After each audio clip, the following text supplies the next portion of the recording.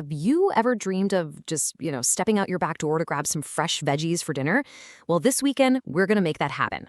I'm going to walk you through this super simple step-by-step guide to building your own raised garden bed. And seriously, it is way easier than you might think. I mean, just look at that.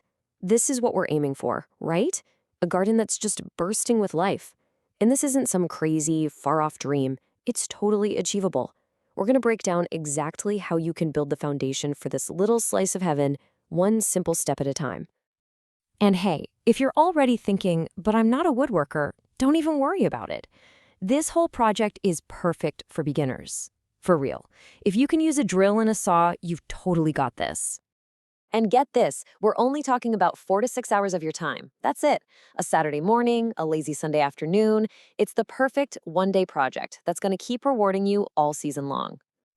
As for the cost, you're probably looking at somewhere between 80 and 150 bucks. Really just depends on the kind of wood you go with. That is a tiny investment for having fresh, homegrown food right outside your door.